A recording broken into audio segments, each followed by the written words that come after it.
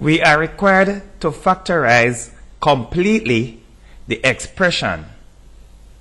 Irrespective of the form of the expression, if there is a factor common among the terms, then we need to take that common factor first. So that is the basic rule of factorization. We intend to factorize and we may use many different methods. However, if there is a common factor among the terms, then we need to factorize by that common factor first. The coefficients have a common factor of 2. As we can see, 2 is a factor of 2 and 8. Also, x is a common factor of x and x cubed. Therefore, this expression that we have here have a common factor. The terms of the expression have a common factor of 2x. The HCF of these two terms is therefore 2x. We will proceed to divide each term by the HCF of the terms, and that is our basic concept of factorization. We take the highest common factor and we divide each term by the highest common factor. Therefore, we will take this term, 2x cubed, divide by the HCF, which is 2x. The 2's will cancel, and x into x cubed is x squared. We move to the next term, negative 8x. We will take that term and we will also divide that term by the highest common factor of 2x. There we will get 2 into negative 8 is negative 4, and the x's will cancel. Negative 4 will be there. Basic factorization is done by taking the HCF of the terms and dividing each term by the HCF, as we have just done, and we have completed our first step in factorization. This is not the result, but because this requires further factorization, we are singling it out.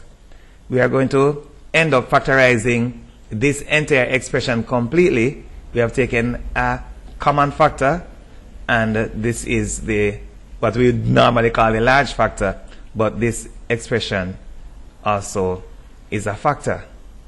The statement of the problem says factorize completely. The content of the brackets is in the form of a difference of 2 squares that may be further factorized. After taking the common factor of the two terms, the large factor is a difference of 2 squares, and this requires further factorization. Take a look here. The statement of the problem in any examination generally will say that we need to factorize completely. We will therefore factorize the difference of 2 squares. The difference of 2 squares may be factorized at sight, and that we will do by taking the square roots of the 2 square terms. Difference of 2 squares, this is a square term. We'll take the square root of x squared, which is x. The 4 is a square number. We will take the square root of 4, which is given as 2 on this occasion, but we should be mindful that square roots occur in pairs, a positive and a negative one. However, for the intents and purposes of the solution of this problem, we'll just take the positive square root in each case. So one is x, the other is 2, and those will take their places in the brackets. In those brackets, what do we know? We will have the two terms separated by a positive sign in one of the pairs of brackets, and in the other pair of brackets we will have them separated by a negative sign. Factorizing a difference of 2 squares, we take the square root of the square terms and we separate them by a positive sign in one case and a negative sign in the other.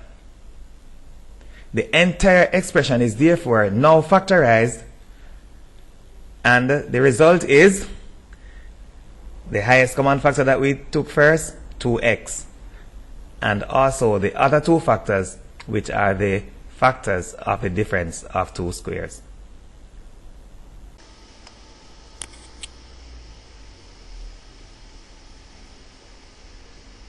Download Richard James Mathematics Resources app from the Google Play Store and have all of your examination solutions, instructional manuals, and other electronic books and booklets in one place. Also, have all of our products and services at your fingertips and on the go. Call or WhatsApp 876-351-9689 or 876-318-8848 for all hard copy books and booklets to complement your studies.